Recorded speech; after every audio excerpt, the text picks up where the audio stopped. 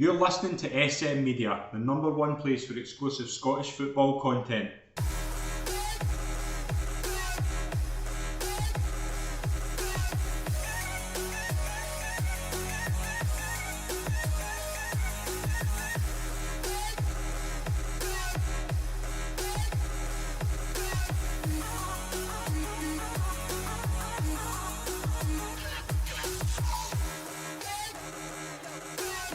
Hi folks, and welcome to the latest episode of the SM Media Scottish Football Show. I'm Scott McPike. It's an absolute pleasure to be your host as always. We've got a great panel this week. I'm looking forward to this one. We're delighted to be joined by, it's a pleasure to welcome on in his debut, Vinny Ferguson. Vinny, welcome to the show. It's a pleasure. Thanks very much for having me along, Scott. Feel honoured to be asked along. So hopefully we'll have an interesting evening ahead of us. Yeah, I'm honoured to have you on. It's a pleasure. I'm looking forward to this as well. And it's a pleasure to welcome on, making his debut as well, the St Cuthbert Wanderers manager, Josh Gardner. Josh, I've been trying to get you on for ages, but we've finally got it. You're on the pod. It's a pleasure. Thanks for joining me. Mate, you must be scraping the barrel now that you've got me on, to be honest. You must be scraping it. But listen, we'll try and get the viewers up. If I start bringing them down, Vinny will bring them back up. Don't worry about that. It's going to be a good one. There's a lot to get through, and obviously there's some things obviously during the week that's happened, and obviously we'll get your thoughts on that later on. And a massive week, I would say, probably between the men's and the women's game. I think this is one of the most busiest weeks in Scottish football I think we've seen for a long, long time. But we'll get into that later on. But Josh, I want to start with you. Obviously, the St Cuthbert's defending champions in the south of Scotland. You obviously went there in the summer. A lot of transition. Obviously, Jordan had took the ex-manager had obviously went to Dalbeattie, took a lot of players with them. So I think you went in with a kind of blank canvas. How's it been so far? Obviously, taking the job first of all, and 2 wins so far in the league. How you found it? How's it been so far? I'm not going to lie. To be honest, it's been really hard.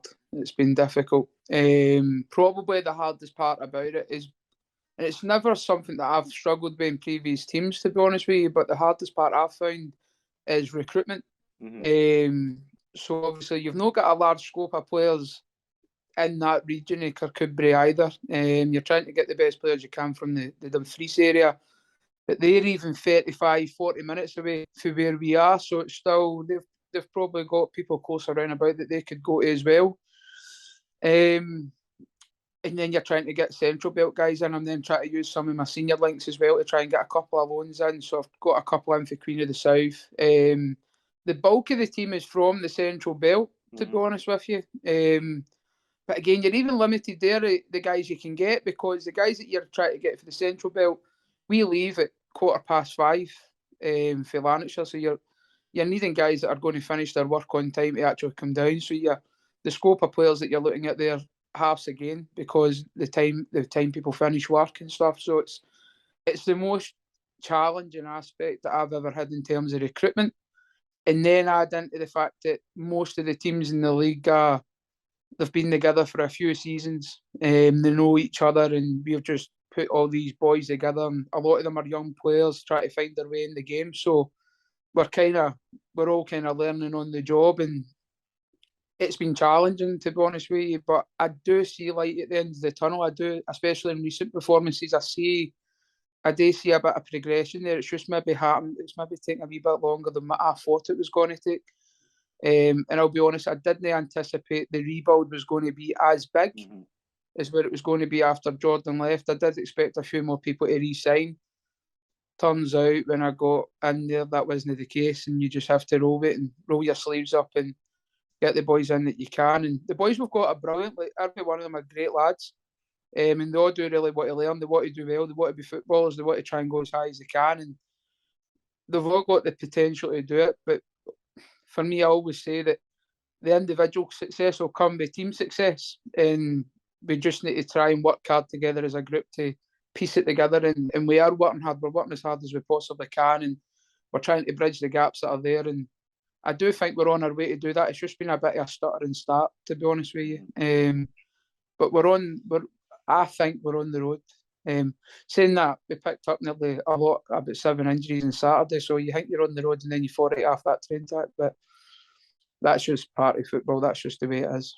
Absolutely, aye. And obviously we'll get your thoughts later on, and obviously what's coming up. A busy couple of weeks for in the south, and obviously we'll touch on that later on. But we'll get into the action in the Premiership. We've a lot to get through here, and a lot of dramatic games to go through. We'll start with McDermott Park on Saturday afternoon, where, I mean, we saw everything in this game. We didn't see it. It wasn't a great spectacle. I don't think we'll be putting this game in the Hall of Fame as in terms of a kind of visual spectacle, but it was a very dramatic. Celtic took the league. Celtic obviously made their changes again. We'll get into that in a few minutes. But Celtic took the league through an own goal from Andy Considine at 42 minutes. It looked as if they were going to drag it out. It looked as if they were going to get the results. But St Johnstone dug their heels in. They got what we thought was a late equaliser. We thought they'd snatched a point through Mitchell. But 2 minutes after that, 95 minutes on the clock, Georgios Giakoumakis gave Celtic a dramatic 2-1 victory and saw them keep their lead at the top of the table. Vinny, I'm going to start with you. In terms of a Celtic performance, it was like the last two in the league. I don't think it was vintage Celtic. I thought it was very flat. I thought there was a lot missing. I think McGregor is going to be a huge miss, and we'll go into that as well. But the result is all that matters. And come May, if Celtic win this title, they're going to look at this game and think that was one of the games where we wrapped that title up. Yeah, I think you've hit the nail on the head there. I think, the positive PR side of that will say that it wasn't classic Ange ball, but they managed to find a way to get the result. And, even the way the goals came about, they're not flashy goals. There's, obviously the Considine own goal has come from some good work, but it's Jamie Murphy loses his man, and so it's a wee bit of luck there. And then even with the late winner, I forget which St Johnstone player it is that is injured.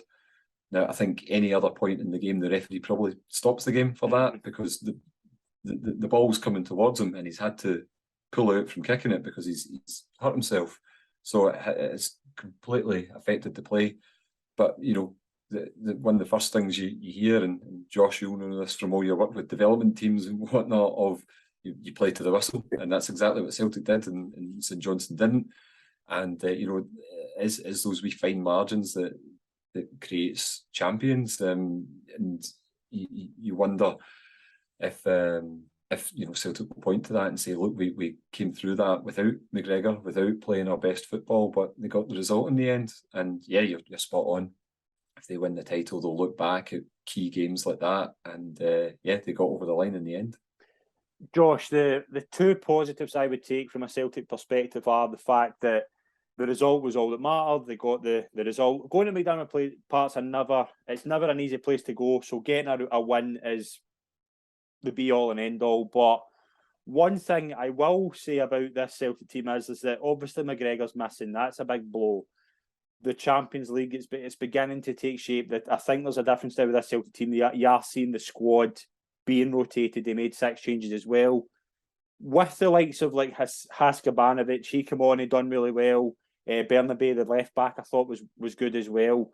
You have that squad rotation. You're going to have to use that squad, so it must be a positive chance, despite the performance not being brilliant. Those guys coming in and fitting right in would have been probably another positive for Ange to take. I actually thought the Callum McGregor one was an interesting one, how Ange dealt with it, to be honest, because I think everyone was sort of thinking, like, will we bring the new boy in? I can't see his name is Abelgard. People are saying, will we bring him?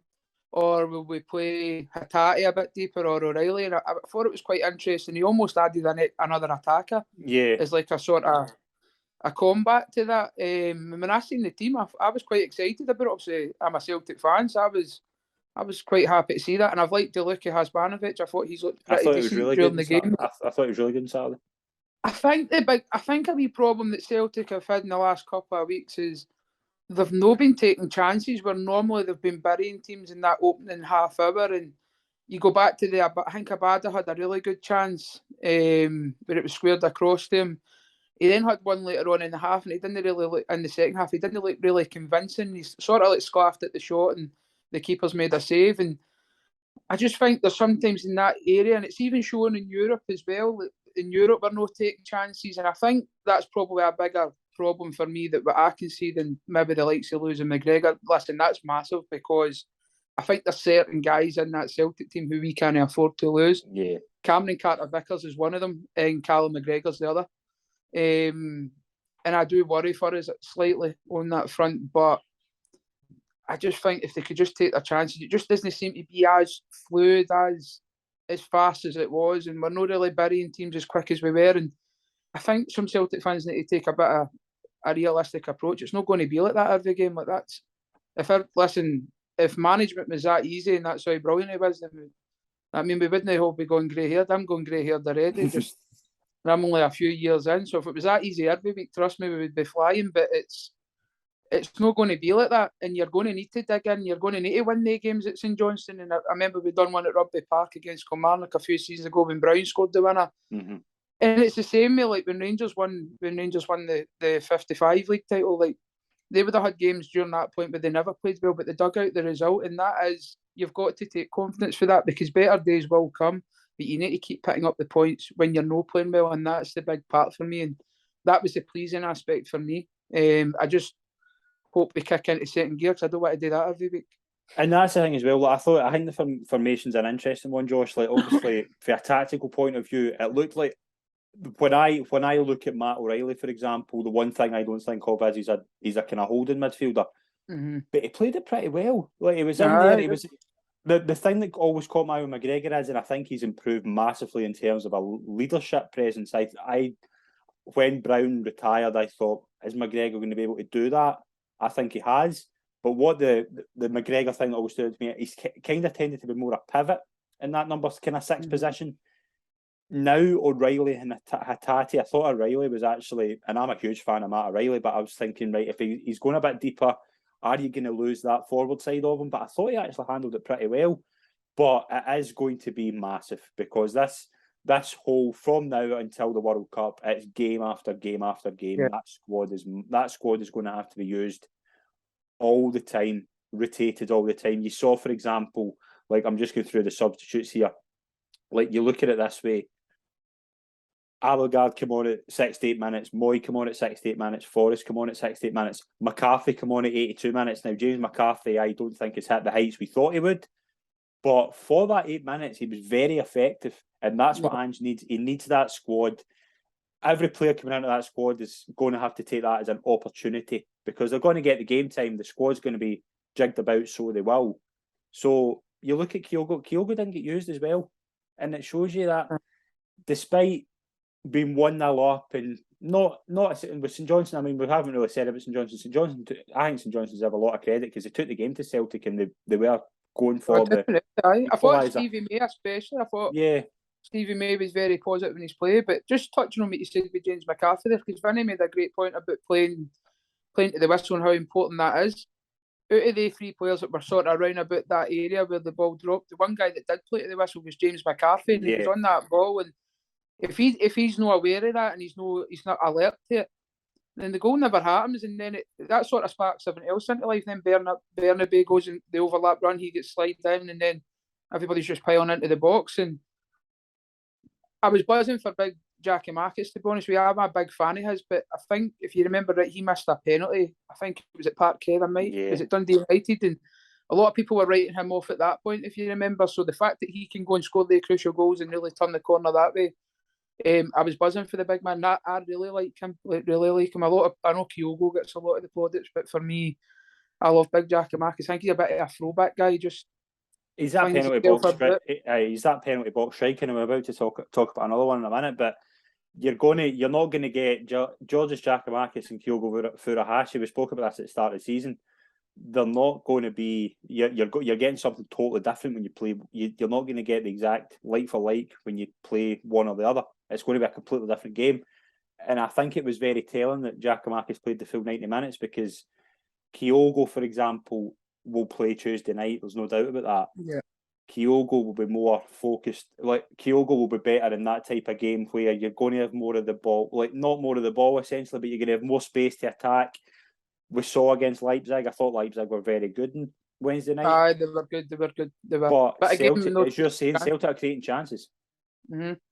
And that's the thing, that's very telling. Vinny, before we get into the next game, what is your kind of overall take on St Johnstone? Do you think my takeaway for St Johnstone is they dug in. They didn't deserve to lose that game. It was just that I think that Callum Davidson will be feeling rotten, and they'll just feel that the luck gods are against them.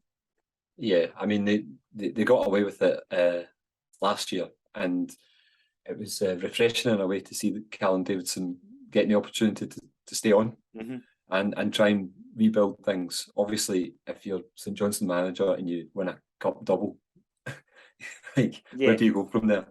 And obviously, the last season was a bit of a washout, but they got away with it. They had horrendous injury issues, and then the way things went in the January transfer window, particularly with Kerr leaving, that was absolutely crucial. So it was a really, really tough year for them all.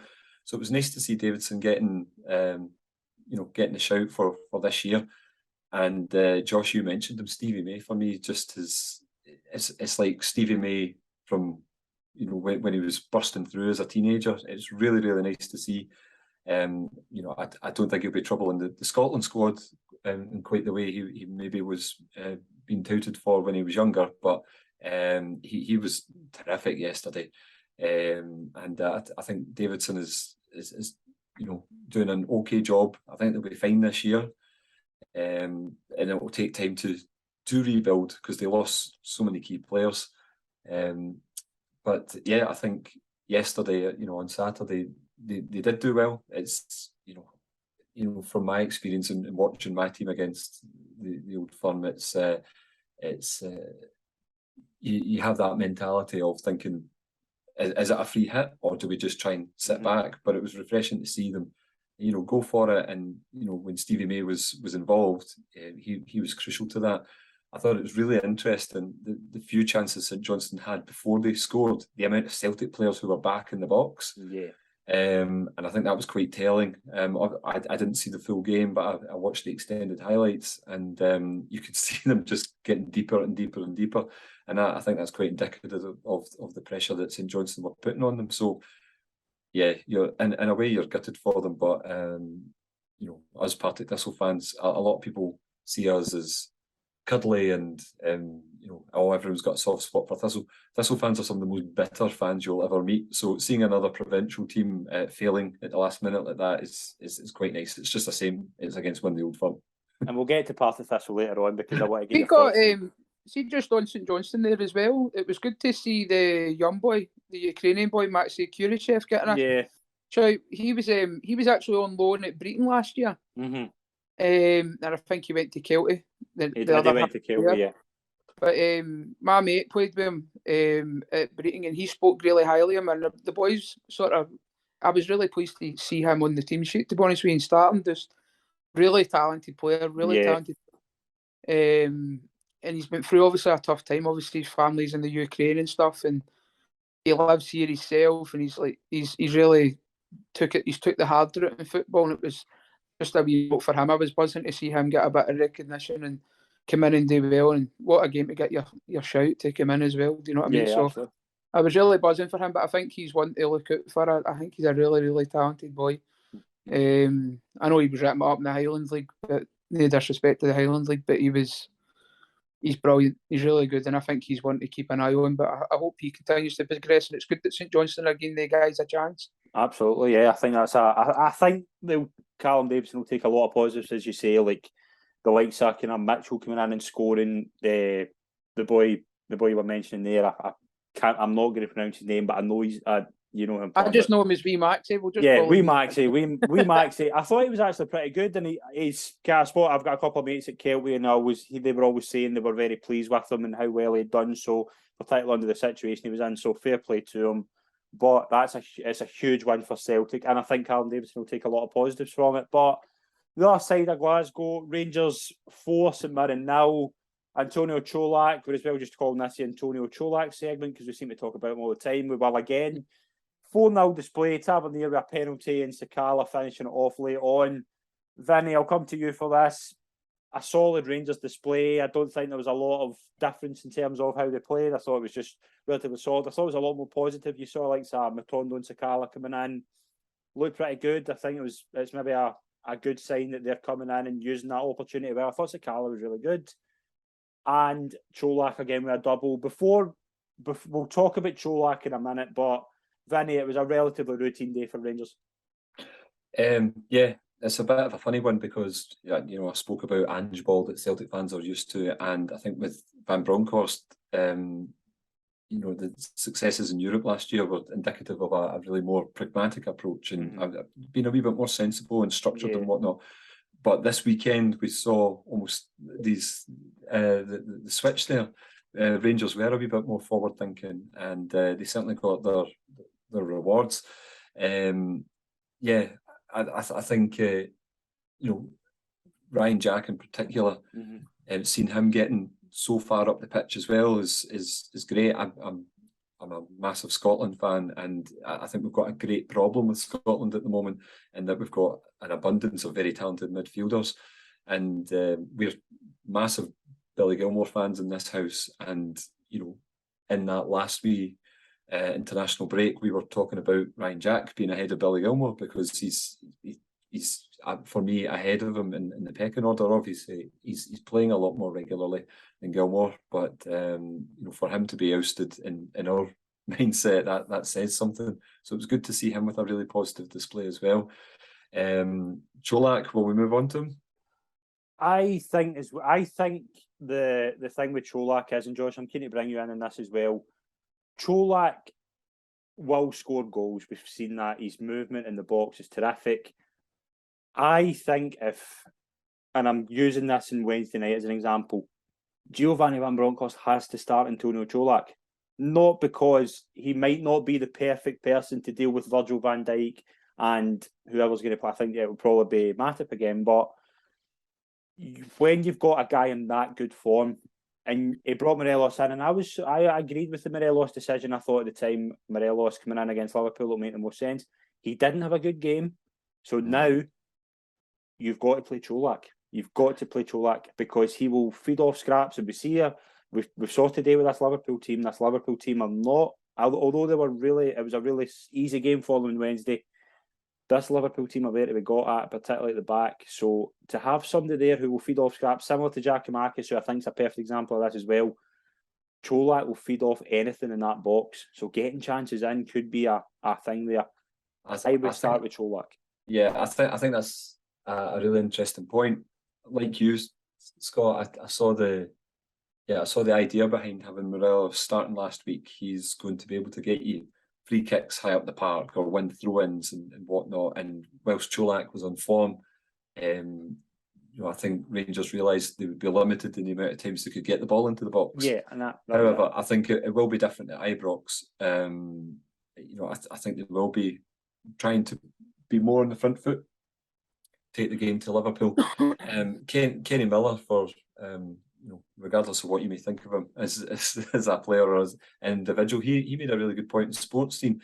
I don't know if we'll see it on Wednesday. I doubt we'd see it, but he was like playing Morelos and Cholak together, and I thought that was a really, really interesting point. We're in an age where you don't always see two strikers up front, but they are chalk and cheese. They both bring something very, very different, and Cholak you used the word, Josh, throwback to talk about Giakoumakis, and Cholak is like that as well. In the you way don't really see a lot of these number 9s nowadays. Like false 9s and wingers coming inside and going in behind, and it's just good just to see a number 9 just like staying in the ball, hungry to score goals. It's just good to see. It reminded me a wee bit of when Chris Boyd was really on form. And there was a lot, he wasn't getting in the Scotland squad. And my argument at the time was, if a chance falls to a player in the box, who do you want there? And, whether it's McCoist or Boyd or at the moment it's Cholak, isn't it? But see the thing you're saying, from a Rangers perspective. Yeah, see the thing you're saying there about Cholak and Morelos playing them together. See with 12 minutes to go and you're 3-0 up and think, why are you taking Cholak off and bringing Morelos on? Why are you not getting, even for 10 minutes, just to try it out? Yes. Yeah. And I'm not saying, and Giovanni Van Bronckhorst, I am not a football manager, never have been. Josh, that's as well, can I bring you in here? With that, with 10 minutes to go, and I've been vocal, I think if you can get Cholak and Morelos playing together, especially games like St Mirren where you're at Ibrox where you're expected to win comfortably. Why would you not try it? Why would you not just try it for 10 minutes just to see if it works? It might not. It might be. And I've always been pretty clear in my thinking that Morelos with a partner might not always work, but it's certainly worth trying because you've got a guy like Cholak who can pick up anything from 12 yards out, and Morelos will obviously do you a big shift, kind of getting the ball into that position. So is it not worth trying it out? I think, and Gio's mind, he's probably thinking if I leave him on, he's, as you say, he's likely to start. He probably should start midweek in the Champions League. So he maybe thinking he's got his 2 goals. Let's just get him off, make sure there's no injuries, and just no risk playing the partnership. Where I thought, listen, you've got to laugh, ain't you? Sorry for Scotland's League manager, and he's managing the Champions League, but I'm going to say I think he's wrong anyway. But I'm going to go along with it. I think if you were going to play 3 at the back or 5 at the back on Tuesday night against Liverpool, why not just go a 5-3-2 and leave Cholak and Morelos up the pitch that night? Because we all know that they're going to put their 2 fullbacks on. And I felt sorry for a bit like with Morelos because the ball's just coming up and it's just Matip or Van Dijk, they're right up him, they're barging him, they're elbowing him. And I just thought, why not just leave 2v2 there? And that maybe just tell them to bring Henderson back a wee bit more, which then means maybe one of your midfielders can get up a bit tighter to him. And I just thought if you were going to try the 5 at the back system, I didn't quite understand why it was a 5-4-1 and only go with 4 in the middle when you were up against 3 players. I didn't understand the Tillman and Kent having them as kind of inside wingers. It just didn't work because Tillman's another one, by the way. What do you do with him? I wouldn't have him back, honestly. But you're asking him to play in a right. He's probably never played right midfield in his life, right? He's been through at Bayern. He's played kind of second striker, attacking midfield position. He's never played in a right midfield position. And he's certainly never played in a right midfield position, either at Parkhead, where there's 60,000 people baying for your blood, or at Anfield, when you've got the Champions League situation, which is high pressure enough, and you're going up against guys like, and I'm not a big Alexander Arnold fan by any stretch of imagination, particularly defensively, but that can be intimidating to a young guy. So when you're asking to play out of position... I get that, but if you're out of position, and it's in a big night for you, what's the one thing you can go and draw back on? Hard work, roll the sleeves up and just put a shift in. And that's what he didn't do. Mm-hmm. He was just letting people run off him. I thought his body language was really, really poor. I was surprised he stayed on the park for as long as he did. I would have hooked him up for half an hour. It was shocking. Like, I get what you're saying. I understand that. Should he have been put in that situation? Probably not. But the fact is, he was put in that situation. So just roll your sleeves up and put a shift in. If it doesn't quite work for you on the ball, then fair enough. But at least use the guys that are either at the stadium, Rangers fans, or sitting in their house. They can go, no, what, he was out of position, but he gave his absolutely everything. But can you honestly look at him and go, he gave his everything? No, he didn't. He didn't do it. Absolutely. And you've came for Bayern Munich. You're capable of putting a shift in. You must be. Like, there's guys in the west of Scotland that you could put out there the other night for him, and he would have done a better job. Like. And that's no disrespect to guys in the west of Scotland, but they would just roll their sleeves up and battle and do their best for the team. But I never really seen that. And I think with the 3-5-2 switch, I actually think the mess. I personally think Rangers, obviously I'm not a Rangers fan, but we were speaking about this in the car journey. Obviously, we were in the car for 2 hours, going down to Cuthbert, so we speak about everything. And we were speaking about this because there's a couple of Rangers fans in the car, and it seems to be a consensus that the Rangers fans are on. Some of them seem to think the same as me, is that I think they're tailor-built for a 3 at the back system. I think they've got 2 great crossers, probably the 2 best crossers of the ball in the league, in Tavernier and Barisic. And you've got 2 guys who want to score goals in Morelos and Cholak, so let's not overcomplicate it. Let's just get that ball behind, get it in the box and let the 2 go for it. We've just said that Cholak will feed off that, Morelos would feed off that, and then, you know what I mean, you've got guys like Arfield, Lundstrom, Jack in the middle, who would be a workman-like 3 in the middle, guys that can get forward and into the box. And personally, for me, I just think they're tailor-built. They've got the team perfect for a 3 at the back system. They've got a good left centre half in Davies. They've got Goldson, and then you've got the young lad's head. Leon King. Again, like, I think what he's going to bring playing playing alongside day two defenders week in, week out domestically. I personally think Rangers are missing a big trick there. And I thought the way Gio was talking through the week, I thought maybe that was what we were going to see yesterday. I thought that's what we were going to see. I kind of thought like he was hinting towards playing Morelos and Cholak up front.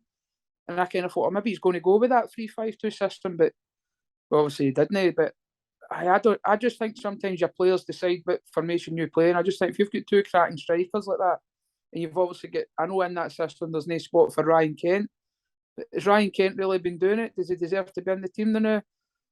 And that's the thing. That's what I was saying about squad depth as well. And this is a kind of interesting one, Vinny. Like Ryan Kent, we have argued in this show for many, many months. If Ryan Kent is on it, Ryan Kent is probably one of the best players in the league. But when Ryan Kent's off it, particularly the last couple of seasons, he was coming for the ball. He was still trying to make something happen.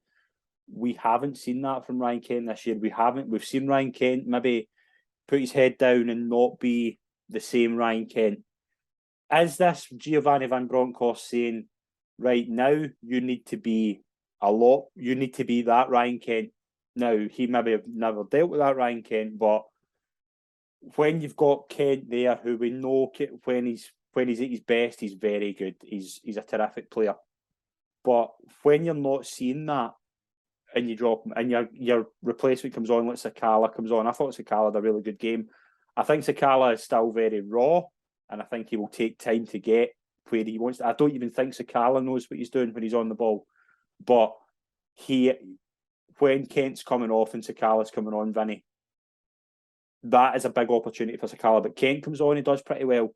So is Kent seeing that as, right, this is my chance to really, this is me getting the boot up the arse, lack of a better term, to really get his foot, to really get his attitude sorted, because I think that's his big issue, that he's not been the same Ryan Kent that he has been in the past year or so, even when he's not playing well. I think he's a typical winger. When it's not going well for him, he takes a huff. You'll see this, Josh, at that level as well. You see it up and down the country. Flair players, and they can be reluctant to put in the hard graft. You'd like to think that having that wee bit of competition would push him on a wee bit, but yeah, I would agree with you. I think the attitude's not quite there. Josh, just sort of, if we could compare it, you'll have had situations like that in the past. A player taking the huff and not quite having the attitude, and I know you were sort of making fun of yourself, saying that you're just a South of Scotland manager, but in all seriousness, you've got way more managerial experience than either of us. What do you say to a player in that kind of situation? What are the kind of conversations Van Bronckhorst might be having with Kent, and there maybe is a slight attitude issue? I think you can go two ways. You either let the player play through it and play through his bad form and let him get to that good stage, but I can't actually remember the last game Ryan Kent played well that everybody was saying that he actually done good. I can't actually remember the last game, and I would maybe be showing him clips. Like there was a clip that I kind of seen on the Liverpool game where the one time he got Trent Alexander-Arnold faced up, and he didn't take him on. He pretended to, and then he done that thing where, I will take him on, or there's no options, I'll come back, I'll play the back pass, and that was the difference. I think that's why Sakala and stuff got the nod, because they came on straight away, and it's just that positivity. Like, I'm just going to knock the ball by him, and see if I don't get it, it'll get the crowd up, because I've tried to do it. And I would kind of just be saying that, try to take the handbrake off my wee bit. It's hard to kind of say, because I don't know what Gio's asking them to do. Is he asking them to keep the ball? Is he promoting them to go, and is he encouraging that go 1v1, go do it when the opportunity's there? Don't worry about losing the ball, just make sure you do it. Or is Gio saying, listen, make sure you're keeping the ball, you're losing the ball too much? So it's hard to say, but for me, I like to just say to the guys, if you're in the final third, there's an opportunity to take somebody 1v1, go do it, and you either beat them with a dribble, you beat them with a 1-2 or whatever, but be positive when you've got the ball. And we've got a situation we had a couple of weeks ago with one of our players, and he's brilliant 1v1, but he just wasn't really doing it. And I kind of just say to him, listen, see if you don't want to be positive on the ball, and you'll not play. So I kind of went the other way, but because we're all here, listen, we're not here to watch Safety Sam that wants to pass the ball back and sideways. We're here we watch the guys to get off our feet and just go and make things happen. See if it doesn't work, it doesn't work. But I've always been a lover is you need to let your attacking players be comfortable losing the ball because they're in there to try and do stuff. They're not there to do the safe stuff. They're there to try and make things happen and be creative. And being creative is not going to come off all the time. You're going to need to keep plugging away at it. And some games it won't work. But with me, we're watching Ryan Kent now. I don't even see that intent that he's trying to make things happen. It's like it's too safe for me. It's just too safe. And when Ryan Kent was at his best was when he was taking people on, he was trying to make things happen. He was playing 1-2s, getting shots off at the side of the box, the edge of the box, playing me balls down the side for the strikers. I'm not really seeing that film just now, and especially on the big stage, I'm not seeing it, to be honest, recently. And I think that's probably what's the hard bit for the Rangers fans is they know how good he is, but you're not seeing it. And that's why I kind of think sometimes it's got to that stage with him. Let's just bring him out the team and maybe work with him a wee bit, maybe drip feed him back in and give somebody else a chance. Because sometimes you run out of lives and it's just time for somebody else to get a shot. Yeah. But that's kind of how I would deal with it. Either going to be positive or you're not playing. And that's something we'll touch on later on. We'll obviously do a wee preview of the Champions League games later on. But one team that are in a good run of form at the moment is Hibs. 4 wins in a row in the league. The first run like that they've been on since February 2021. That will feel like a lifetime for Hibs fans with, I think, 4 managers in between them. But Josh, with Lee Johnson, we thought at the start of the season that this kind of brand of football he'd bring in, it would take a lot of time to gel. It maybe would take a bit of time for results to go their way. It's beginning to click now. You see 4 wins. Ryan Porteous again, who scored a winner. He's had a terrific couple of weeks. But this Hibs team, they're beginning to click and they're beginning to get to that point where you're going, right, okay, they're sitting third in the league. They've got that wee run together. Although we thought Lee Johnson was maybe a kind of bit, his ways maybe wouldn't work in Scottish football, he's beginning to get it right. I think it was kind of a hard one with Hibs because even bring it back to the Maloney days, I was quite positive about Maloney. I kind of thought this is quite exciting. I wonder if this will work, and obviously it didn't. It fell completely on its arse. Let's be honest. And then when Lee Johnson came in, it was a bit of who knows if this will work as well. So it was just kind of wait and see, and it wasn't great to start with. I think obviously in the Betfred Cup games they had quite a few bad losses and stuff. A lot of fans, I think a few fans were calling for him to get the bullet back then as well. I think people kind of seen that this wasn't going to work, and fair play to their board as well. They're stuck by him. They've let him work away at it, and they're on a great run of form now, and they've got a real good chance of breaking getting that third spot because Hearts don't seem quite at it this year as well, and don't seem to be adjusting to that Europa League, playing in the Thursday, playing in the Saturday or the Sunday. They don't seem to be adjusting that. Obviously, we'll probably come on to it later, but they've went and dropped points today. Lucky to get the points. So that gives Hibs even more encouragement. That gives that result yesterday. It's even bigger than what it was on the day. Now that they've dropped more points, and look, don't get me wrong, like they've obviously like Motherwell they've been flying. They've been absolutely flying. I seen the red card. I was a bit. I know Connor Shields from Albion Over days. I think he's very unlucky. It's a bit of I don't know why he's got 2 chances to clear it as well, and he's had to run through it. So I think that could work in Motherwell's favour as well because Shields has been doing well by all accounts, and they see then come out the team, and then that gives Louis Moult a time to come in and get into the side. So that's a great win for them, and by all accounts it was pretty even up until the red card, and obviously it swung the game in their favour. But at the end of the day, it's hard to play against them men because at that point, being Motherwell, they're probably thinking away from home, they're at Easter Road, let's just try and get the point. And Hibs have just went and knocked on the door, and they've come back with a goal. So fair play to them. It's a great win, and if they're going for third spot, which they should be, it's what we're saying about Celtic earlier on. That could be a key game for them that they could look back at and go, absolutely. That was great character shown there. And just touching on Porteous, he seems to have got rid of all the daftness, to be honest, which I think is why people don't like him. But he's a cracking defender. I mean, he's on it. Again, same with Ryan Kent, he's on it and he's concentrated for the full 90 minutes. He's a quality player, and I thought he was brilliant for Scotland when he came in as well. So he must be high in confidence, and that breeds through the full team as well. So, no, it was a great win for them. Yeah, absolutely. Vinny, from a Motherwell perspective as well, Wednesday night was a terrific night, a 5-0 win away to Ross County. Now, I thought it maybe caught up with them on Saturday because I thought they looked a bit leggy. I think Josh is spot on with in terms of when you're down to 10 men. It maybe suited Motherwell to try and get 10 men behind the ball, really make it difficult. And I think maybe just because of how kind of slow and lethargic they were, it maybe suited them. But obviously the Porteous goal was just completely outdone them, and it's probably a disappointing day at the office. Yeah, obviously they've been on a brilliant run, and then that game on Wednesday night was, you wouldn't say you didn't see it coming, but for such a high scoring game, they certainly did very well. One of the things for Motherwell is they've got goals all over the park, and I just feel as though, even in the feel of the game from the highlights, I wonder how crucial that Blair Spittle injury was in terms of disrupting the flow of things. They had chances. The fella Goss had a couple of cracking long range efforts. On another day they go in. The sending off, yeah, you could see it both ways. Interesting to see Porteous involved.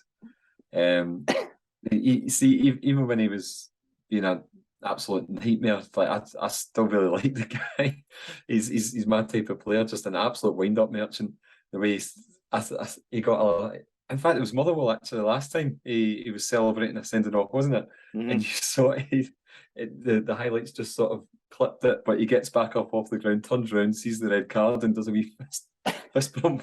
So he's still got that in him, and the header was terrific. He's really kicked on in terms of he seems to be a lot better in terms of that side of his game. I think he's using the he's using the cheekiness in the right way at the moment, which is obviously working for him. But yeah, Motherwell, I think they were unlucky. For me, I kind of looking at the flow of the game, I think losing Spittle at that point. I think he's a funny one. Blair Spittle was with us for a wee while, and he was terrific, but then he would go missing in games sometimes. I think when he's on it, he's a terrific player, and he's playing right in the middle of the park, which I think is probably his best position. We often played him out wide, and he's been out wide for a few teams. He's terrific delivery with both feet. But you mentioned earlier on, Callum McGregor, you were talking about being more of a pivot.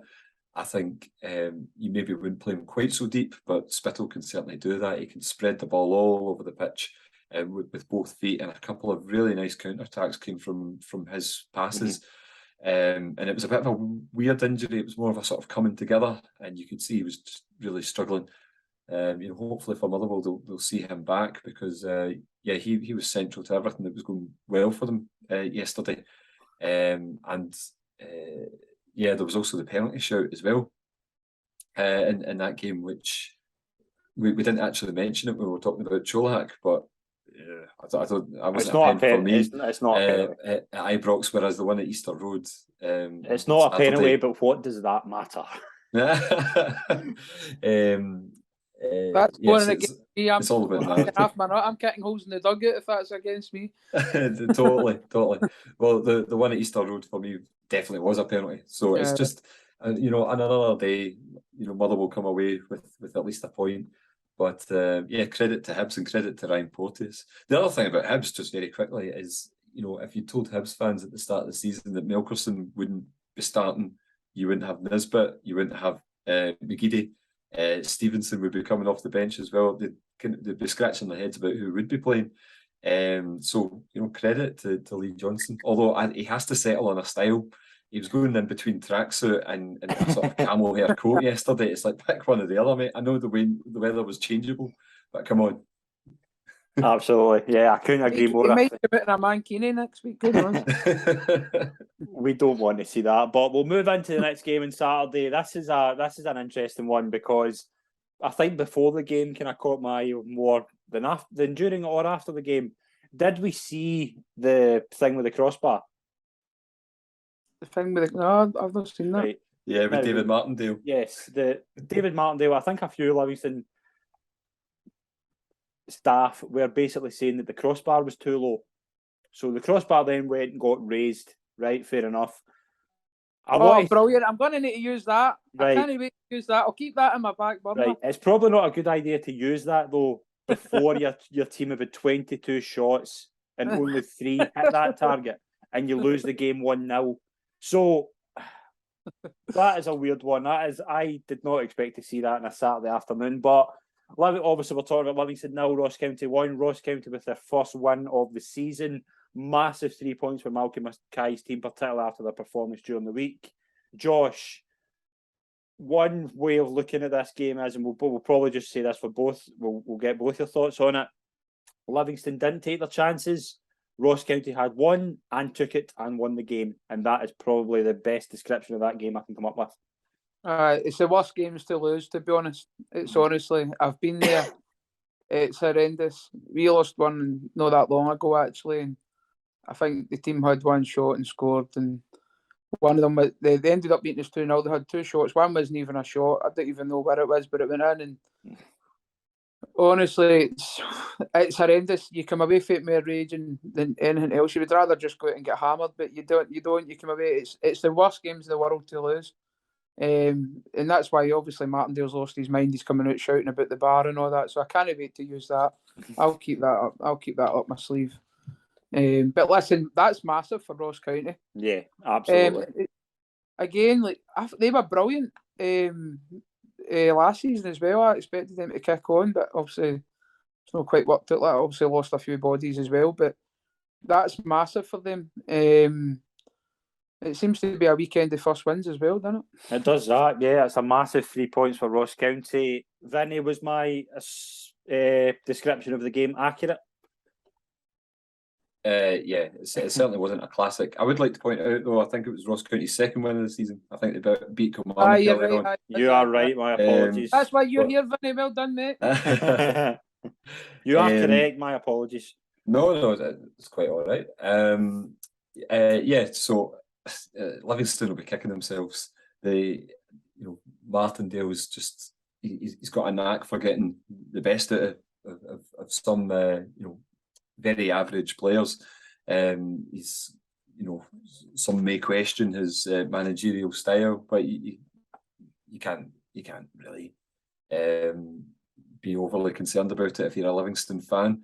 But yes, they'll be kicking themselves. Even looking, okay, it was Google that I was getting my stats off of, so it might not be totally reliable. But even looking at the number of passes between the teams, you can see that Ross County had a very direct frame of mind on, and I think when you're down that end of the table, sometimes you do.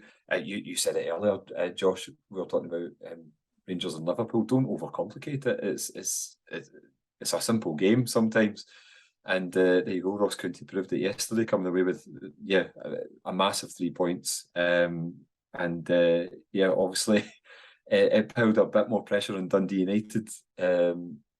Who were playing later on, but we'll probably come on to that. We're about to come on to that. It's a nice wee segue. I'll actually stay with Vanny for this. Dundee United, they did get their first win of the season. 4-0 at home to Aberdeen, the 6 o'clock kickoff. I think Liam Fox will probably be praying that he gets 6 o'clock kickoffs from now on, because that Dundee United display was so against what we've seen, except from obviously that Alkmaar game. It was such a change, Vinny. It was such a massive difference in what they've been playing.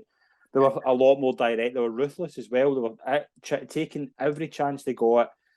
Solid, burst into life. McGrath, I thought, was excellent. I just thought it was a really good night for Dundee United. Yeah, he's a terrific player. He was a really good signing, I thought, when they managed to pick him up.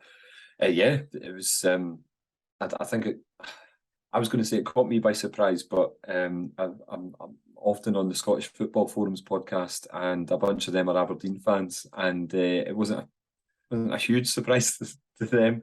I think they saw it coming. On the surface, I thought Jim Goodwin had recruited fairly well during the summer, although missing a centre back probably. I think a lot of Aberdeen fans did see, again, maybe not quite the golf like that, but a Doon was coming, and they didn't help themselves, did they? But you said it, Scott. Aberdeen didn't help themselves, but Dundee United were ruthless. Yes. Any mistakes, they pounced upon it. and they'll get a huge lift. It'll be really interesting to see how the next wee run of games goes for Dundee United. Do they take confidence from it? Was it, was the result more about Aberdeen's failings? It'll be really interesting to see how these two teams react to that, because Aberdeen had been maybe getting away with it, was the sort of impression I was getting from a lot of Aberdeen fans. Pretty decent. Any time I've seen Aberdeen, I've been impressed with them.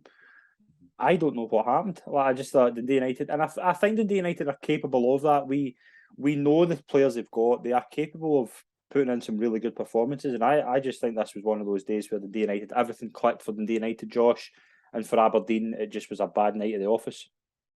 I think Aberdeen, I think it's just one they need to write off, to be honest with you, and just it's one of the losses, I think, where I wouldn't say it's a freak loss, because I do think as poor as Dundee United have been, I do think they're capable of that. Like, I really like their team. I think they've got an exciting team there. They've got a few brilliant players, but I wouldn't expect a Jim Goodwin team to be beaten by that scoreline by somebody at their similar level to them. I wouldn't expect that.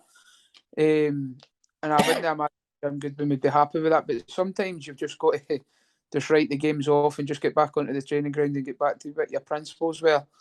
I would imagine, I've not seen the game, but I would imagine that they weren't playing anywhere near what Jim Goodwin was asking them to do. I've seen the timings of the goals as well. That's very important as well, to be honest with you. I've seen the Dundee United score just before half time. Their second goal was at the end.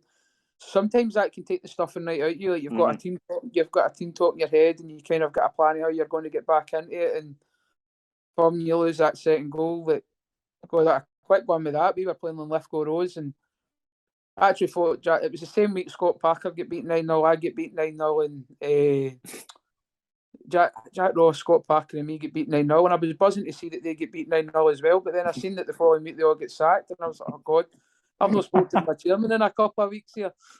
I've not spoken to him in a couple of days. I might go on my road do it. And by the way, it's just like into your head, like just for the sideline. Like, I was sitting at the sideline with a 3-0 down in 26 minutes or something. And then I'm saying to my coaches, them ended up, they were 4-0 down. Before I even got the chance to speak to them, I'm like, listen, let's get in at 4-0. What a sentence that is. Let's try and get in at 4-0. Do you know what I mean? Try and regroup. It was horrendous, honestly. One of the worst days in football I've ever had, to be honest. Lithgow a good side, though, to be fair. Oh, they were tremendous. Brilliant. Just as I say, let's get into 4-0. The boy Mark Stowe, who seems to score every week for them, he's put the ball down and just sailed in a free kick. And I'm like, right, we need to get in at 5. 5-0 needs to be So listen, sometimes it's just, I mean, you come into after games like that and it's just been a complete car crash. You're as well just saying, listen, lads, just I'll speak to you at training, because sometimes if you speak after the games where you're really angry, you can really disrail the full thing and say things that you're meant to say. And I would dare say that Goodwin would have been in that sort of boat, because he wouldn't have been expecting that. He'd have been going up there fully expecting 3 points. Definitely not doing. So he wouldn't have been happy with that. But I fully expect Aberdeen to get back on board. But I think Dundee United now play Ross. I think Dundee United play Hibs midweek, and then they go on to play Ross County the following Saturday. So that's 2 massive games for them. That could see them maybe create a wee bit of daylight there. So it's mad in football, isn't it? It's that momentum shift. Like, you can be right down there, and I see me for that ourselves at St Cuthbert. So you think you're a couple of weeks where you're struggling, and then out of nowhere that wee bit of confidence and momentum comes, and then you just shoot up, and it's weird to find out where it comes from or how it happens, but it just happens. And that you might find that Dundee United properly kick on, and that just really sends them on their way up the league. You never know, but football's a mad old game. That's why we watch it, and that's why we're sitting here in a wee night and just sitting talking about it, because you could go on and on for hours. You could. And the final game of the Premiership, before we get into talk about the other leagues, Kelly 2, Hearts 2, Kilmarnock. I was ready to come on this podcast and say just how well Kilmarnock this week's just changed Kilmarnock's season. 6 points, they're right back up where they need to be, but Hearts didn't give in. I don't think, as Josh said earlier, I don't think this was a vintage Hearts performance, but they dug in, scored 2 excellent goals to seal a big point. Josh, there's two ways of looking at this. Kilmarnock, despite not winning the game, they will take a lot of positives from how they played because they were really good. Everything was beginning to click. I thought Jones and Armstrong were excellent, just getting forward, a lot more direct. Lafferty was obviously getting in top hangs as well. They're really sorted at the back as well. The partnership of Stokes and Taylor, I think it's going to be fine. But Hearts just didn't give in. And this Hearts team, we know they're a bit kind of Jekyll and Hyde. They can be top 1 minute, and then the next minute they can be very boring, very dull when they're all calling on Robbie Nielsen to be out the door. But on the other hand, getting a point like this could just be big for them because they're 2-0 down to Kilmarnock, who were riding the crest of obviously Wednesday night, but getting back into the game and 2 bits of genius was enough to get them a point. So there's 2 ways of looking at this game, and I just think it was probably a bit of a fair result in retrospect when you actually look at this game. Despite how well Kilmarnock played, I think Hearts will probably be happy to walk away with something from that game. I think I seen. Did you see Barry Mackay's sitter? Right, yes, I did. Yeah, and it's not good, and it's actually ones where for him as well. He's been banging for him. It's one of those where you're actually not more surprised that he missed, but if he had aimed 100 times at where he put that, he would never do it. It's crazy. I've not seen him miss that in a while. Gordon, man, I don't know what he's doing. He had a bad day, and it's not like him. And it was just he did not have a good day at the office. I think this wee period for Hearts and us, where they're in the Conference League, is listen. I don't think they're going to go through in their group. Like they're going to find it really hard. I think you see the step up as well. Sorry to interrupt you, but Fiorentina are not a top class Italian side, but they were so much better than Hearts. They were a class apart, and that's the difference. I think for Hearts, they'll still have their sights set on getting that third spot. Yeah. But I think what they need to do is they need to stay within a couple of points. It sounds really bad and defeatist, but Nielsen will be thinking this in the back of his head. If we could just stay within a couple of points when we're out of this competition, and then we're back to just playing the Saturday games, got the full training week, then you might see it, because they have dropped a couple of wee daft points here and there, like picking up draws and steady wins.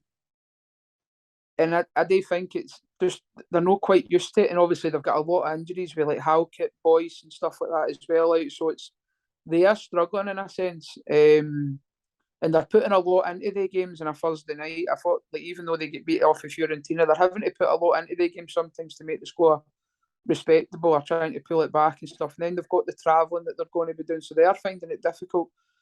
But again, their rivals, it's up to them to go, and they can go and put a bit of daylight between them as well if they can put a run of games together. But Kilmarnock, they'll be gutted with that. It was some goal, to be fair, by Hearts, the guy that they equalised. It's a great strike, but I think Kilmarnock will be a wee bit raging about that. They've not really won the first contact in the ball, and then they've not competed enough to get close enough to the second contact and the second ball. Things like that really stick in your throat, because it should just be body in the lines there. There should have been I'd have been looking for people just flying out at him trying to block that shot, and he just didn't have time to tee it up and strike it. And listen, it's an easy game for the sideline, but I would have just been expecting somebody just to go throw a body in front of it. Let's just get up to the ball and see it out. But on the grand scheme of the game, it was a fair result, but it would have stuck in Derek McInnes's throat, to be honest, that goal going in. But I think it's only a matter of time before Derek McInnes gets that right at Kilmarnock, to be honest. I think it is. I think it's beginning to. I think it's getting there, and I think you'll see over the next couple of seasons. I think he's just signed a big contract. Yeah. So I think big things will come for them. I really rate Derek McInnes. I think he's a good manager. He's good at building clubs up the way he done with Aberdeen, and I can see him doing similar with Kilmarnock, to be honest. Yeah. Vinny, what was your overall take in the Kelly Hearts game?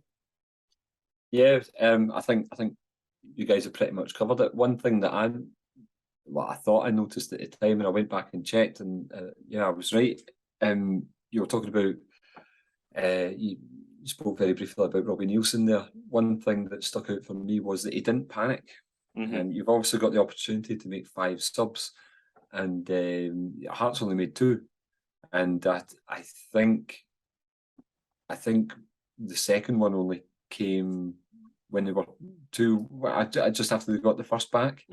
So, they didn't panic. They stuck to their guns. I think that's, for me, that stands out as quite good management. He trusts the guys on the pitch, or at least has said to them, this is the situation we're in, try and earn it back. And he didn't make wholesale changes, which I thought was brave of him. And, it's worked out in the end. Like you say, it's some strike rate to the death. But yeah, that was one thing that really stood out for me. So, credit to him. Yeah, they are struggling with the pressures of European football on top of league football. It's a hectic schedule. But I think Fiorentina play on Monday night. So Hearts have got an extra day. So you never know what happens in football. It's certainly tough going over there. But yeah, in terms of progressing, they've probably got to get something Fiorentina away and hope that they pick up results, from the games left. Certainly that home game against Riga, that'll stand out for them. And but it's going to be tough for them to progress. They probably need something this Thursday. But as I say, Fiorentina have a day less to prepare, so you never know. But, credit to Hearts and credit to Nielsen for not pressing the panic button at all. Yeah, absolutely. I think it shows you a kind of thing as well. That he's, as you say, he's not going to panic. He's going to keep it going. He's going to believe in the system he plays. But we are going to just quickly go through the other 3 leagues in the SPFL. We'll touch on the Championship. Friday night, Inverness 1, Partick Thistle 0. Saturday, Arbroath 1, Dundee 1. A United 5, Queen's Park 0. Morton 5, Hamilton 0. Ray 3, Cove 0. So there was a lot of 1-0s in that game. But Vinny, let's start with you just quickly. Inverness 1, Partick Thistle 0. Friday night game. I didn't see it. I've just saw wee highlights. I think Kyle Turner probably should have been sent off. I think it's a bad tackle. I think it's a big win for Inverness, and it's one of those where we've seen obviously results over the weekend. There's only a point between the top 4. That league will be very tight. That league is mental, consistently mental. I agree with you. Straight away, I thought it was a sending off. Some Thistle fans going mental because that was Scott Lambie's first game in the Championship and it was televised. I thought he got it spot on, to be honest. I don't think with it. I do think the Inverness player overstretches a wee bit. That Kyle Turner's not done it in a malicious sense. It's because the Inverness player's just overstretched a wee bit, and it's unfortunate. But I think these days, I mean, his dad would have got away with it, but I don't think these days you get away with that kind of challenge. And yeah, we huffed and puffed in the second half. Mistake leads to the goal. But we hammered them down at Firhill, and if you're getting a point up the road up there, that's good going. With regard to those other results, this league is crazy. But delighted to see that Dundee are in meltdown. Players fighting with fans at the full time and stuff like that. It's terrific to see. It's commentators will say, "Oh, we don't like to see that sort of thing." Yes, we do. We bloody love it. So yes, the Championship continues to be the premium league in all of Europe. It does that. It's very similar to the West First Division, where that is very open. Josh, I'm sure you'll agree. Yes, I don't know if we'll touch on that at all. But again, just some crazy results at the weekend. Those crazy results. Josh, the result of the weekend for you in the Championship, the one that stands out to me immediately is Ayr 5, Queen's Park 0. 2 teams very even so far this season. Morton 5, Hamilton 0 as well. There's just so many crazy results in that league. What stands out to you?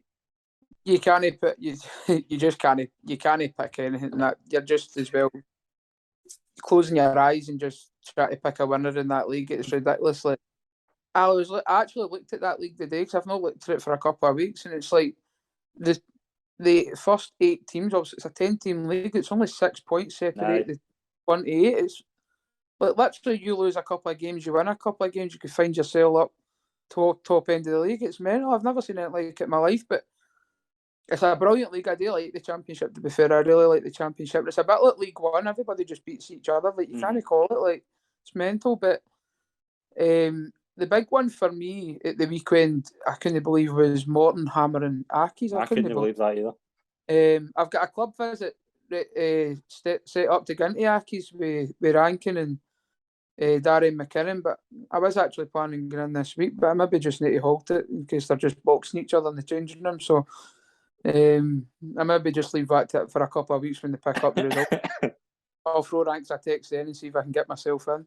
But no, it's a crazy league. It is a crazy league. And like it showed it last year. Like how good was it last year with the Arbroath as well? Like that whole fairy tale, and then I think everybody was Arbroath fans towards the end of that when they were in the playoffs, and then it didn't happen, and people were just wanting Arbroath to do well. It's brilliant, and it's just a crazy league. I love it. It is a good league, and I think it should replace the Premiership, to be honest with you, and let's just do that. I'm game for that. League One, quickly, we'll just go through it. Airdrie 3, Queen of the South 3, Alloa 0, Dunfermline 3. Dunfermline, the only unbeaten team out of the four teams in the SPFL. Clyde 1, Montrose 3, Edinburgh 2, Kelty 0, Peterhead 0, Falkirk 4. Edinburgh sit 2 points clear at the top of the league still. But again, Vinny, this is a very tight league when you look at it. There's only 6 points between the top 5, but there's a potential for some wild results in there, because this is one thing about this league is there is a lot of goals on it. Yeah, I mean, just look at those results from yesterday. I had that Queen of the South game. I had that down as a draw. I didn't expect it to be that kind of draw, but yeah, it was fantastic entertainment. Montrose are a really interesting team. I've been on record and saying if you were to have an MVP in managers in the past 3 years, Stuart Peachtree wins it hands down. His job has been remarkable. Yeah, he's done a terrific job, and I think they've been really unfortunate. They got into the playoffs the year we won League One, and did they make the playoffs or very close to it last season as well? They made the playoffs just on the cusp. Year, yeah. And it's a great wee setup up at Montrose. Yeah, they're just on the cusp of maybe doing something a wee bit special. I think Arbroath will probably set the benchmark for Angus teams, and Montrose could possibly replicate that. They play really nice football as well. Yeah, they're a great team to watch. So yeah, ones to watch in that league, definitely. Absolutely. Josh, a wee result for you in League One. What caught your eye? I wasn't expecting the Queen of the South Airdrie one, to be honest with you. I thought one of them would have maybe, because the two of them have been leaking goals, I just thought somebody would have been in me a bit more of a defensive mind for me. Just even looking at the teams at the bottom of there as well, like my old club Clyde, like they're in real poor form as well. They're in trouble, and to be honest with you, like obviously I went there the year they were promoted into that league, and they were struggling, and they have been struggling. Obviously, they've lost a lot of good players. Obviously, Good Valley's the notable one, but Big Mitch moved to Partick Thistle as well. They have struggled, but again, like Clyde are one of the teams as well. Like they could quite easily go and play at Dunfermline, and that could be the first time they beat Dunfermline lose. And it's because Clyde have done that. I remember they done it with Falkirk. Falkirk were in a great run for them, then they just go and beat Falkirk at home 3-0, and I just think League One's just one of the ones. It's the same with League Two. You just can't take your eyes off it. You need to treat every game the same. And I can't see by Dunfermline for that league, to be honest with you. I think they're going to romp it. But I think the playoffs are going to be really, really tight. And just touching on Montrose even seem to lose a few of their players as well, don't they? Like they lost Cammy Ballantyne to Airdrie, and obviously I think that season where they did make the playoffs, did they have to then get Blair Lyons back? Because I think they sold him, brought him back. And so, Petrie deserves a massive amount of credit for what he does there. And you just can't predict who's going to go up. Well, even think about Queen's Park going up last year with something like 11 points behind Airdrie in the playoffs, and then they end up beating Airdrie in the playoff final, and then they're up. It's a crazy league. It's a crazy league, honestly. Like, you could have the best football knowledge in the world, and you'll still not guess any of the 3 leagues in Scotland. You all know it. You all know it. League Two, we'll touch on. I'm going to personally apologise to every single Dumbarton fan. We had Stevie Farrell on the show 2 weeks ago. We were talking to him about a 10-point lead. It's now 2 points, and I feel as if I've jinxed you. I really apologise for that. But only Stevie Farrell was a brilliant guest on the show. But we'll go through the results. Albion 2, Bonnyrigg 1, Forfar 1, East Fife 3, Stenhousemuir 2, Annan 2, Stirling 6, Dumbarton 0, and Stranraer 2, Elgin 3. Josh, we have to start with Stirling versus Dumbarton 6-0.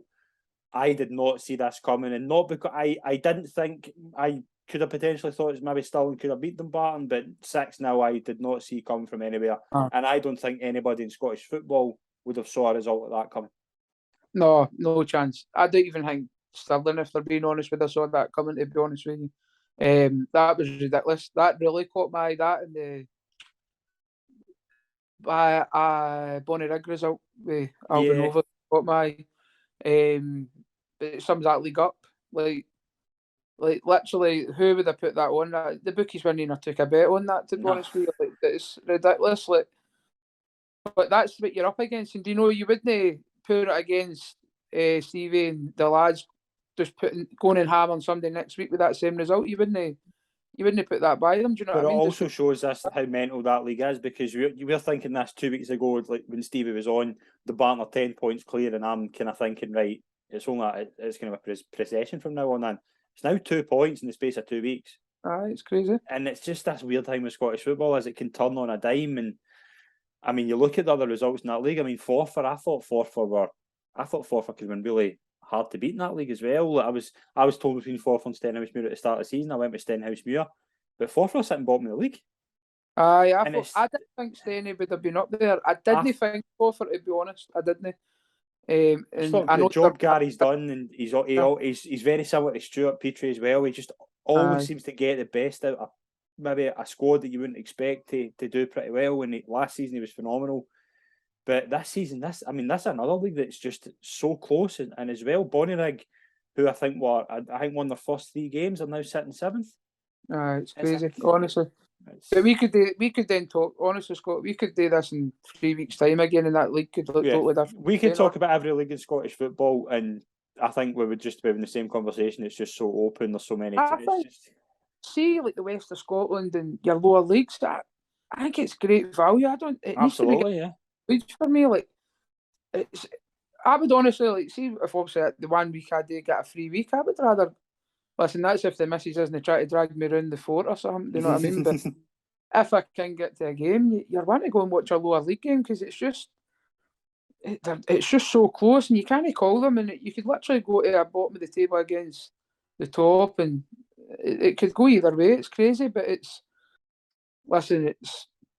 that's what you want to do, and like, let's be honest, the Premiership, you could throw a dart at Celtic or Rangers, and you're going to be a 50 chance correction of having it right, but you can throw a dart at anybody in the leagues and they could go up and win. You know, it's crazy, but that's why you love it, to be honest. In the West, the West Premier is the same. Like, it just filters right down, even the Lowland League as well. And you've got you love it. That's what you're in it for. That's what you're watching for. And they're really, really good. And again, you've got your guys like Bonnyrigg. I think Bonnyrigg could then go on a wee run a game, because that park during the winter, they're brilliant at picking up points. When it gets muddy and teams don't want to go up there, they could then become a force again and start putting the wins together.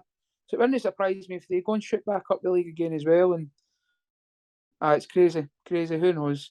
Moving on for that, because I've not got a clue what to say about the leagues, because it's just mental. As that, and we'll get into we'll do quickly the midweek preview. We'll maybe save Scotland's Euro group for maybe another day, but midweek preview, Vinny, quickly before we kind of move on. We've obviously got the women's show that's going to go out later on tonight with Vivian McLaren, which is going to be a really interesting show. We'll talk about the game on Tuesday night, but Scotland women have a chance of qualifying for the World Cup. Now, they could win the game and still not qualify on the night. That shows you how weird this thing is. Can Scotland beat the Republic of Ireland at Hampden? Oh, absolutely. This is the easier of the 2 games. On Thursday night, you could tell both teams didn't want to make a mistake that was going to rule them out of the chance of progressing. It was a very, very nervy game. We didn't really see the quality from Cuthbert, Weir and Emsley. Those are the 3 players you need to turn up if you're going to win games. And it wasn't until Abby Harrison came on that freed Weir up. And we started playing. It was just a little bit too late. And obviously the game went to extra time. So expecting a more comfortable night on Tuesday, although it is a wee bit of a derby with Ireland, and I'm sure there'll be quite a few Ireland fans in the stadium as well. That'll make it a wee bit interesting. But at the women's games, it generally is a wee bit of a friendlier atmosphere and whatnot. But I think Scotland have got more than enough to do it. We've got world class throughout that team, and I mean that very, very sincerely. I think it's a very talented team, and they're starting to play the way that Pedro wants them to play. So I think, I think they've got more than enough, and we just need.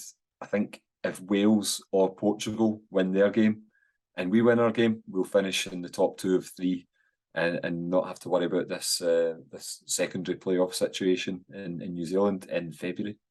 It's a weird one, but we will obviously be doing in-depth coverage of that over the next week or so. So keep an eye on that. Right, Josh. The 3 European games is just basically a reverse of the previous week. So Celtic host Leipzig on Tuesday, Rangers host Liverpool on Wednesday, and Hearts go to Fiorentina on Thursday. Give us 3 predictions, please. How do you see all 3 games going? Just quick scoreline predictions. I'll say 2-1 Celtic.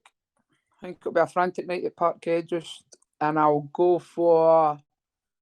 I think Rangers will pick up a point at home. I think they'll go 1. I think they'll go 1 each. Try and get the European nights back that they had last year, and just go for it. Just go for it. Positivity. Hearts. I'll just say a wee prayer for Hearts, to be honest with you. I fear for them. I'll say 4-0 Fiorentina. I don't want to put them down, but I would love to see them do it. I just can't. Vinny, give us a thought in the 3 European games during the week. I can see it. I can see this will disappoint you, but I can see some heartbreak for Celtic at Parkhead. I can see this coming definitely. I think I'm going to go 2-1 Leipzig.